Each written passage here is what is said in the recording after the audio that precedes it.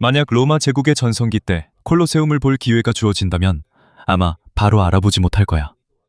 그런데 왜 그럴까? 우리가 지금 보는 콜로세움은 사실 예전의 거대한 건물의 절반 정도만 남아있는 모습이야. 한쪽 부분은 거의 온전하게 남아있지만 반대쪽은 마치 잘려나간 것처럼 완전히 사라져버렸지. 많은 사람들이 이 건물이 단순히 세월이 지나면서 망가졌다고 생각해. 하지만 사실은 사라진 벽 하나하나와 지금 우리가 볼 수 없는 돌 하나하나마다 저마다의 이야기가 있어. 이건 저절로 무너진 게 아니야. 그리고 지금 콜로세움이 왜 이런 모습이 되었는지 이해하려면 처음 지어졌을 때 얼마나 아름다웠는지부터 돌아봐야 해. 하지만 본격적으로 이야기를 시작하기 전에 좋아요 한번 눌러주시고 채널 구독도 부탁드릴게요. 이것만으로도 콘텐츠 제작자들에게 큰 도움이 됩니다. 이제 시작하겠습니다. 콜로세움의 건설은 베스파시아누스 황제 시절인 서기 70년경에 시작되었습니다. 그리고 그의 아들인 티투스 황제의 통치 아래 약 8년 만에 완공되었습니다. 오늘날까지도 이것은 역사상 지어진 가장 큰 원형극장 중 하나로 여겨지고 있습니다. 이곳에는 한 번에 5만 명이 넘는 사람들이 앉을 수 있습니다. 이곳은 검투사들의 싸움, 공연, 그리고 다른 대규모 공개 행사에 사용되었습니다. 로마인들에게 이곳은 단순한 경기장이 아니라 그들의 제국의 힘과 부의 상징이기도 했습니다. 콜로세움이 처음 지어졌을 때는 우리가 지금 보는 것처럼 회색이 아니었습니다. 역사학자들에 따르면 외벽은 티볼리에서 가져온 하얀 석회암으로 덮여 있었다고 합니다. 그래서 햇빛이 비칠 때면 멀리서도 건물이 거의 빛나는 것처럼 보였다고 합니다. 또 하나 놀라운 점은 이 건물이 어떻게 지어졌는지입니다. 로마인들은 거대한 돌들을 서로 붙이기 위해 두꺼운 시멘트에 의존하지 않았습니다. 대신 각 블록을 정교하게 다듬어 서로 정확하게 맞물리도록 했습니다. 이 덕분에 전체 구조물이 매우 견고하게 만들어졌습니다. 하지만 그들의 방식은 거기서 끝나지 않았습니다. 돌 내부에는 큰 철제 클램프나 철제 고정 장치를 추가로 설치했습니다. 이것이 일종의 자물쇠 역할을 하여 서로 맞닿아 있는 블록들이 쉽게 분리되지 않도록 잡아줬습니다. 건물 전체에 사용된 철의 양은 약 300톤에 달하는 것으로 추정됩니다. 콜로세움 내부에서는 더욱 놀라운 광경을 볼 수 있습니다. 부유층과 고위 관리들의 좌석은 대리석으로 만들어졌습니다. 많은 아치에는 로마의 다양한 신들과 중요한 인물들의 조각상도 있었습니다. 날씨가 매우 더울 때는 벨라리움이라고 불리는 커다란 천이 햇볕을 가리는 역할을 했습니다. 이 천은 경기장 위에 펼쳐져 수천 명의 관중들에게 그늘을 제공했습니다. 이곳은 로마 해군의 숙련된 선원들이 운영하는 매우 거대한 시스템이었습니다. 간단히 말해서 콜로세움은 단지 몇십 년 동안만 지속되도록 만들어진 것이 아니라 아주 오랜 시간 동안 견고하게 서 있을 수 있도록 설계되었으며 후대에 로마 제국의 상징으로 남기 위해 만들어졌습니다. 하지만 아무리 튼튼한 건물이라도 언젠가는 예상치 못한 문제들을 겪기 시작하게 됩니다. 그리고 그것이 서서히 변화하기 시작한 시점입니다. 그럼에도 불구하고 세월이 흐르면서 콜로세움의 용도는 완전히 달라졌습니다. 이제 더 이상 검투사들의 경기장이 아닙니다. 대신 로마 사람들의 일상생활의 일부가 되었습니다. 거대한 아치 안에는 가족들이 살게 되었습니다. 일부는 집과 창고를 지었습니다. 중세 시대에는 콜로세움의 일부가 복물 수용이나 일부 종교 활동을 위해 사용되기도 했습니다. 건물 중앙에 있던 옛 경기장도 변했습니다. 시간이 지나면서 흙과 다른 유물들로 덮이게 되었습니다. 일부 역사 기록에 따르면 이곳의 일부는 정원이나 밭으로 사용되었다고 합니다. 그 시절 콜로세움을 방문했다면 이곳이 로마 제국의 상징이었다는 사실을 바로 떠올리기 힘들었을 것입니다. 대신 이곳은 가족들이 살고 일하는 작은 공동체와 더 비슷해 보였을 것입니다. 하지만 이곳이 주거지로 더 오래 사용될수록 건물은 점점 더 많이 훼손되었습니다. 추가 문이나 창문이 필요할 때마다 두꺼운 벽에 구멍을 냈습니다. 이로 인해 구조물의 일부가 점차 약해졌습니다. 콜로세움을 아름답게 장식했던 많은 대리석들도 떼어내어 로마의 다른 건물에 재사용되었습니다. 원래의 모습과 달리 원형극장은 점차 벽돌과 나무로 만든 벽들이 추가되면서 그 형태가 변해갔습니다. 중세 시대에는 우리가 지금처럼 역사적인 건물을 보존하는 개념이 아직 널리 퍼지지 않았습니다. 그 당시 많은 사람들에게 콜로세움은 단지 거주하거나 자재를 얻을 수 있는 튼튼한 건물에 불과했습니다. 이런 상황은 수백 년 동안 이어졌습니다. 오늘날까지도 콜로세움 내부에서 거주 흔적이 발견되고 있습니다. 고고학자들은 벽난로의 흔적과 원형극장 안에 사람들이 한때 살았다는 것을 보여주는 다른 증거들을 발견했습니다. 12세기에 접어들면서 콜로세움의 역할은 더욱 변화하게 되었습니다. 로마의 강력한 가문인 프란지파니 가문은 원형극장을 자신들의 방어시설의 일부로 사용했습니다. 그들은 건물의 일부를 강화하여 요새로 사용했습니다. 한편으로는 이것이 도움이 되었는데 콜로세움의 일부 구역이 바로 무너지지 않았기 때문입니다. 하지만 로마의 권력이 바뀌면서 건물의 운명도 달라졌습니다. 보존하는 대신 일부 사람들은 콜로세움을 고급 석재를 얻을 수 있는 거대한 공급원으로 보았습니다. 여기서부터 원형극장의 더 조직적인 해체가 시작되었습니다. 이것은 단순한 도둑질이 아니었습니다. 여러 시대에 걸쳐 일부 당국과 교황들조차도 콜로세움에서 돌을 가져가 로마의 다른 프로젝트에 사용하도록 허락했습니다. 이로 인해 원형극장의 큰 부분이 점차 사라지게 되었습니다. 이것은 단순히 지진이나 전쟁 때문에 사라진 것이 아닙니다. 오히려 수세기에 걸쳐 그 돌들이 교회, 궁전, 그리고 도시의 다른 중요한 건물들을 짓는 데 사용되면서 천천히 해체되었습니다. 단단히 말해서 콜로세움은 단순히 세월에 의해 파괴된 것이 아닙니다. 그 큰 부분이 다시 새로운 로마의 일부가 되었습니다. 이것이 바로 오늘날까지도 원래 모습의 절반만 남아있는 이유 중 하나입니다. 게다가 시간이 지날수록 콜로세움의 크기는 점점 더 줄어들고 있습니다. 큰 지진이나 전쟁 때문이 아니라 매일 조금씩 돌들이 이곳에서 서서히 제거되고 있기 때문입니다. 각각의 큰 트라버틴 블록은 매우 견고하고 바로 사용할 수 있습니다. 멀리 떨어진 곳에서 새로운 돌을 채굴할 필요가 없습니다. 그래서 건축업자들에게는 오래된 원형 극장에서 돌을 가져오는 것이 더 빠르고 저렴했습니다. 이 때문에 당시에는 소가 끄는 긴 수레들이 콜로세움에서 큰 돌을 실어 나르는 모습을 자주 볼 수 있었습니다. 이 돌들은 로마의 여러 지역으로 옮겨져 새로운 건물에 사용되었습니다. 역사학자들에 따르면 로마의 많은 교회, 궁전, 그리고 다른 중요한 건물들이 콜로세움에서 가져온 돌을 사용했다고 합니다. 가장 잘 알려진 예 중 하나는 성 베드로 대성당으로 이곳에는 원형극장에서 가져온 트라버틴 석재가 사용되었습니다. 그때 당국의 허가로 로마에는 야만인들이 안 한 일을 바르베리니가 했다는 유명한 속담이 생겼습니다. 쿠논 페체룬트 바르바리, 페체룬트 바르바리니?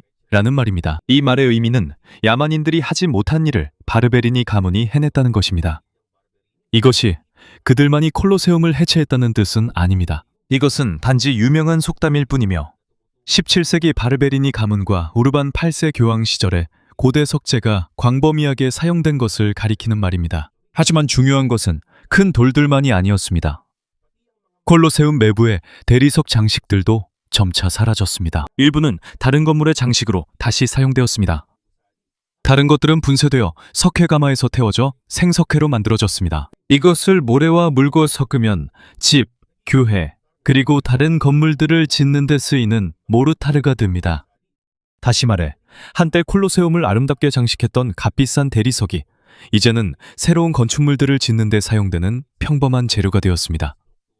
이것이 바로 오늘날 원형극장 내부에 거의 대리석이 남아있지 않은 이유이기도 합니다. 우리가 지금 보고 있는 것은 한때 매끄러운 돌과 값비싼 장식으로 덮여 있었던 견고한 벽과 콘크리트 구조물입니다. 생각해보면 콜로세움의 대부분이 완전히 사라진 것이 아니라 단지 형태만 바뀐 것입니다. 어떤 돌들은 교회의 일부가 되었고 어떤 돌들은 궁전의 일부가 되었으며 어떤 대리석은 다른 건물을 짓는 데 사용된 모르타르가 되었습니다. 오늘날 수세기가 지난 지금도 고대 콜로세움은 로마 도시의 여러 부분에서 여전히 살아 숨쉬고 있습니다. 하지만 여전히 한 가지 질문이 남아 있습니다. 로마에는 이렇게나 많은 오래된 건물들이 있는데 왜 콜로세움이 가장 자주 자재를 가져가는 곳이 되었을까요? 그 답은 간단합니다.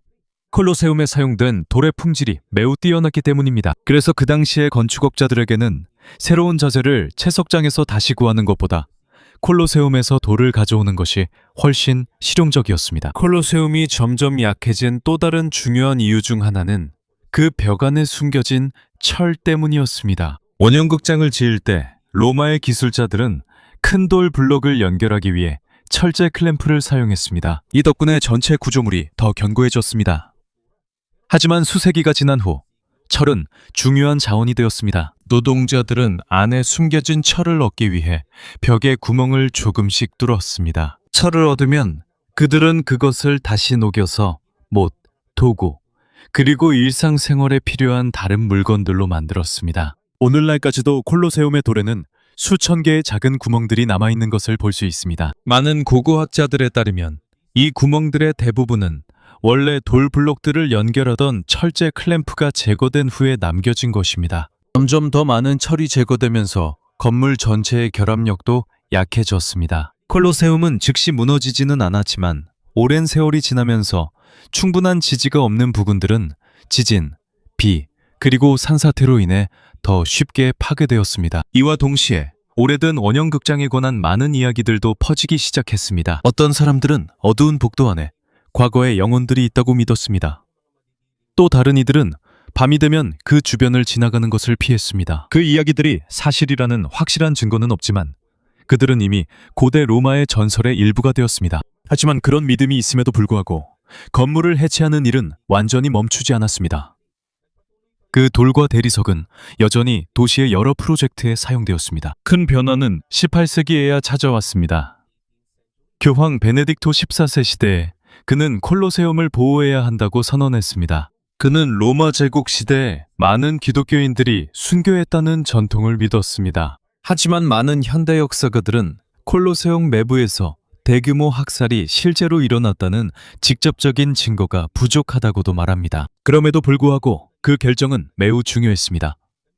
원형극장 안에 십자가를 세웠고 계속해서 돌을 가져가는 것을 금지했습니다. 이것은 콜로세움의 완전한 소실을 막는 데 도움이 된 가장 중요한 조치 중 하나였습니다. 만약 이런 일이 일어나지 않았다면 오늘날 우리가 볼 수 있는 건물에 남아있는 부분은 훨씬 더 적었을지도 모릅니다. 19세기에 이르러 사람들의 목적이 달라졌습니다.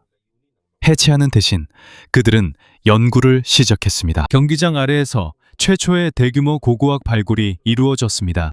여기서 그들은 히포게움이라는 아주 넓은 통로, 방, 그리고 메커니즘의 시스템이 경기장 바닥 아래에 숨겨져 있다는 것을 발견했습니다. 이곳에서 검투사, 동물, 그리고 장비들이 공연이 시작되기 전에 준비되었습니다. 또한 밧줄, 도르래, 나무장치를 이용한 엘리베이터도 있어서 동물이나 장식물을 갑자기 경기장 위로 들어올릴 수 있었습니다. 그 당시 관객들에게는 사자나 장면들이 공연 중간에 갑자기 나타나는 것처럼 보였습니다. 하지만 그들이 모르는 사실은 수백 명의 노동자들이 그들의 발 아래에서 동시에 움직이며 이 매우 복잡한 시스템을 작동시키고 있었다는 점입니다.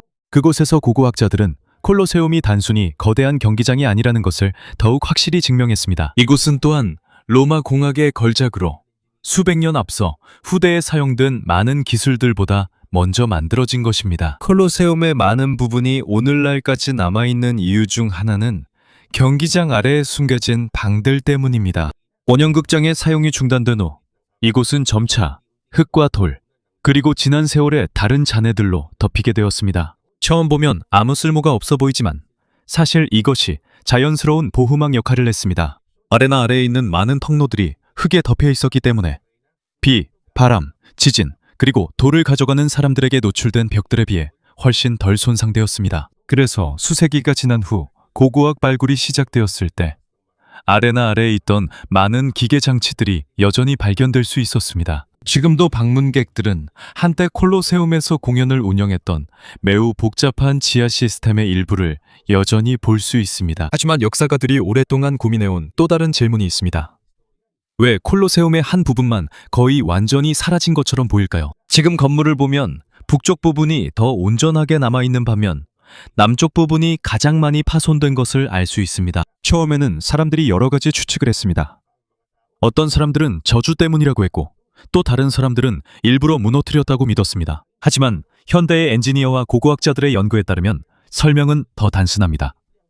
콜로세움을 파괴한 것은 단 하나의 이유가 아니었습니다. 자연과 인간이 함께 콜로세움을 무너뜨린 것입니다. 첫째, 콜로세움이 세워진 곳은 원래 네로 황제의 궁전 일부였던 인공 호수가 있던 자리였습니다. 공사를 시작하기 전에 로마인들은 먼저 호수를 말리고 매우 깊은 기초를 세웠습니다. 그들의 공학 기술은 정말 뛰어났습니다. 하지만 그럼에도 불구하고 건물의 각 부분 아래에 있는 땅의 상태는 여전히 서로 달랐습니다. 그 후 수세기에 걸쳐 이탈리아 중부 지역에는 연이어 지진이 발생했습니다. 역사학자들에 따르면 콜로세움에서 가장 큰 피해 중 일부는 9세기와 특히 14세기에 발생한 강진 이후에 일어났다고 합니다. 지진이 발생할 때마다 벽에 금이 더 넓어졌습니다. 그리고 이미 많은 철과 돌이 구조물에서 제거되었기 때문에 콜로세움은 더욱 약해졌습니다. 마치 큰 탁자에서 나사를 하나씩 빼내는 것과 같습니다. 처음에는 여전히 튼튼하게 서 있습니다. 하지만 더 많은 지지대가 사라질수록 결국에는 자신의 무게를 견디지 못하는 순간이 오게 됩니다. 콜로세움도 마찬가지였습니다. 이것은 하루아침에 무너진 것이 아닙니다. 수세기에 걸쳐 서서히 약해지다가 결국 외벽의 큰 부분이 완전히 무너졌습니다. 이 모든 과정을 겪었음에도 불구하고 원형극장의 대부분은 여전히 우뚝 서 있으며, 그리고 그것이 바로 오늘날까지도 콜로세움이 전 세계에서 가장 놀라운 로마 공학의 예 중 하나로 여겨지는 이유입니다. 수세기 동안 콜로세움은 계속해서 약해졌습니다. 사람들이 돌을 가져갔기 때문만이 아니라 이 거대한 건물을 제대로 돌보고 유지할 사람이 충분하지 않았기 때문이기도 합니다. 서로마 제국이 멸망한 후 원형극장을 유지하는 데 필요한 자금과 조직이 점차 사라졌습니다. 수백 년 동안 거의 대대적인 보수가 이루어지지 않았습니다. 그러다 로마 역사상 가장 강력한 지진 중 하나가 찾아왔습니다. 1349년에 강력한 지진이 이탈리아 중부를 강타했습니다. 역사학자들에 따르면 이 지진으로 인해 콜로세움의 남쪽 외벽의 상당 부분이 무너졌다고 합니다. 피해가 엄청났습니다.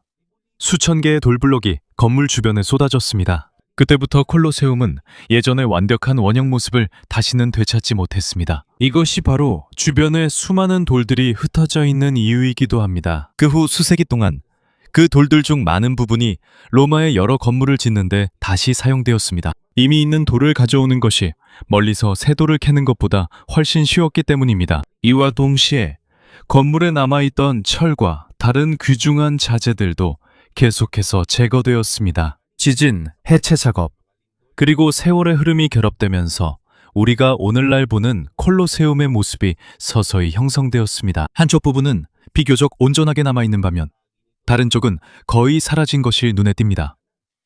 많은 사람들이 왜 이 건물을 다시 복원하지 않았는지 궁금해합니다. 그 이유는 그렇게 간단하지 않습니다.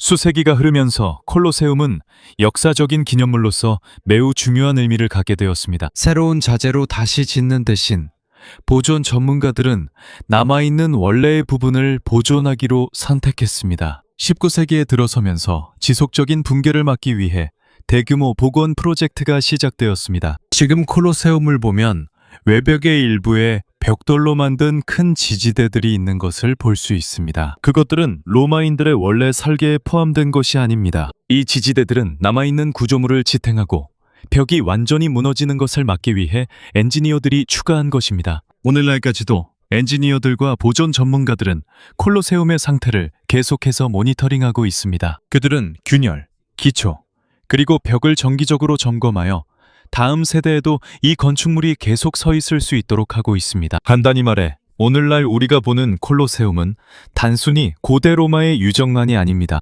이것은 거의 2000년 동안 서 있으면서 전 세계적으로 감탄을 받는 건물을 지키는 일이 얼마나 어려운지 보여주는 증거이기도 합니다. 오늘날까지도 콜로세움의 보존 작업은 끝나지 않았습니다. 잃어버린 절반을 다시 짓는 대신 보존 전문가들은 남아있는 원래의 부분을 보호하는 것을 선택했습니다. 여러 시대에 걸쳐 그들은 무너질 위험이 있는 벽에 벽돌 지지대와 바른 보강재를 설치했습니다. 오늘날 콜로세움을 방문하면 건물의 일부가 다른 색깔과 재질로 되어 있는 것을 볼 수 있습니다. 그것은 원래 로마 시대의 건축물이 아닙니다.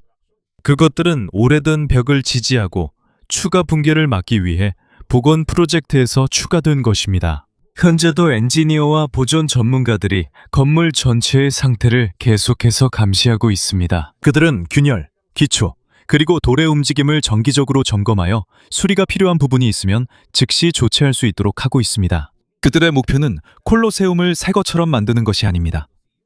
목표는 남아있는 원래의 역사를 보존하는 것입니다. 복원 프로젝트가 계속되는 동안 고고학자들은 새로운 것들도 발견하고 있습니다. 가끔씩 로마의 다른 지역에서 공사나 리노베이션이 진행될 때 고대의 돌들이 나타나기도 합니다. 이것들이 콜로세움이나 다른 고대 건축물에서 나온 것이라는 명확한 증거가 있을 때 도시는 그 역사를 더 잘 이해하기 위해 신중하게 연구합니다. 이것은 또한 예전에는 고대 건축물의 자재가 얼마나 널리 사용되었는지를 상기시켜줍니다. 콜로세움과 자주 연관되는 또 다른 유명한 속담이 있습니다. 8세기에 수도사 베다존자가 콜로세움이 서 있는 한 로마는 계속 존재할 것이다 라는 말을 썼다고 전해집니다. 로마가 무너지면 세상도 무너질 것이다. 이것은 세상의 종말에 대한 예언이나 점이 아니라 로마가 위대한 문명의 중심지로서 얼마나 중요한지를 상징적으로 표현한 말입니다. 그리고 거의 2000년 동안 한 가지 사실이 변함없이 진실이었습니다. 로마 제국은 무너졌고 왕과 교황, 정부가 계속해서 바뀌었습니다. 전쟁과 지진, 그리고 여러 가지 재난이 지나갔지만 콜로세움의 대부분은 여전히 우뚝 서 있습니다. 우리가 지금 이것을 바라볼 때 우리는 단순히 오래된 건물을 보는 것이 아닙니다. 우리는 거의 2000년의 역사가 각 돌에 새겨져 있는 것을 볼 수 있습니다. 우리는 지진의 흔적을 볼 수 있습니다. 우리는 철과 대리석이 제거된 부분도 볼 수 있습니다. 우리는 남아있는 구조물을 보존하기 위해 여러 세대에 걸쳐 이루어진 복원 작업들도 볼 수 있습니다. 아마도 그것이 바로 콜로세움이 그렇게 중요한 진짜 이유일 것입니다. 이것이 여전히 완벽해서가 아니라 인간의 가장 위대한 창조물조차도 시간과 자연, 그리고 바로 인간 자신에 의해 파괴될 수 있다는 사실을 분명하게 보여주기 때문입니다. 하지만 한 세대가 자신의 역사를 지키기로 선택한다면 그것을 다음 세대에게 전할 기회가 여전히 있다는 것도 보여줍니다. 그래서 우리가 콜로세움의 폐허를 바라볼 때마다 우리는 단순히 로마 제국의 유물만을 보고 있는 것이 아닙니다. 우리는 한 문명이 단지 세운 건물들로만 평가되는 것이 아니라 미래를 위해 지키고 보존하기로 선택한 건물들로도 평가된다는 역사의 가장 중요한 교훈 중 하나를 바라보고 있는 것입니다. 그럼에도 불구하고 가장 놀라운 점은 콜로세움의 크기나 이곳에서 벌어진 수많은 경기가 아닙니다. 진정으로 놀라운 것은 이곳이 오늘날까지 전 세계에 끼친 영향력입니다. 오늘날 사용되는 거의 모든 현대 경기장은 콜로세움에서 처음 등장한 개념을 바탕으로 하고 있습니다. 예를 들어 이 원형 구조는 어디에 앉아있든 관객들에게 선명한 시야를 제공합니다. 이 시스템은 여러 나라의 축구 경기장, 야구 경기장, 그리고 공연장에 영감을 주었습니다. 수천 명의 사람들을 빠르게 입장시키고 퇴장시키는 방법 역시 처음으로 로마의 기술자들이 개선했습니다. 그들은 사람들이 몰리지 않도록 신중하게 설계된 수십 개의 입구와 계단을 가지고 있었습니다. 오늘날에도 많은 현대 건축가들이 대형 경기장을 설계할 때 이와 같은 원칙을 여전히 사용하고 있습니다. 콜로세움에 대해 잘 언급되지 않는 또 다른 인상적인 점이 있습니다. 건물 자체만 첨단이었던 것이 아니었습니다. 수많은 관중을 관리하는 방식 또한 매우 인상적이었습니다. 로마 제국 시대에는 이곳이 약 5만에서 8만 명까지 수용할 수 있었습니다. 시대와 좌석 배치에 따라 달라졌습니다. 하지만 더 놀라운 점은 사람들이 그냥 들어가는 것이 아니라는 것입니다. 오늘날의 현대 경기장에서 볼 수 있는 것과 거의 비슷한 시스템을 이미 사용하고 있었다는 점입니다. 각 관객마다 지정된 입구와 좌석이 있었습니다. 입구와 계단에는 번호가 매겨져 있어 각 사람이 빠르게 올바른 구역에 도착할 수 있었습니다. 건물의 잘 설계된 구조 덕분에 수천 명의 사람들이 크게 붐비지 않고 들어가고 나올 수 있었습니다. 이것이 바로 오늘날까지도 건축가들이 콜로세움의 설계를 연구하는 이유 중 하나입니다. 모든 관객의 자리가 똑같지 않았습니다. 좌석만 봐도 그 사람의 사회적 지위를 바로 알 수 있었습니다. 경기장과 가장 가까운 자리는 황제, 원로원 의원, 그리고 다른 고위 관리들을 위한 자리였습니다. 더 높은 곳에는 평범한 시민들이 앉았습니다. 반면 가장 높은 곳은 왕실에 속하지 않은 여성들과 가장 가난한 시민들을 위해 일반적으로 마련되었습니다. 좌석만 봐도 고대 로마 사회의 구조를 바로 알 수 있습니다. 로마인들의 또 다른 놀라운 다이명품은 벨라리움이라고 불리는 거대한 천으로 된 햇빛 가리개입니다. 날씨가 너무 더울 때는 관중들에게 그늘을 제공하기 위해 경기장의 상당 부분을 덮도록 이 천을 펼쳤습니다. 이것은 작은 천막이 아닙니다. 이것은 매우 크고 두꺼운 천으로 된 여러 개의 조각들로 구성되어 있으며 콜로세움 위쪽에 있는 밧줄과 기둥에 연결되어 있습니다. 역사학자들에 따르면 이 시스템을 운영하는 임무는 로마 해군의 숙련된 선원들에게 맡겨졌습니다.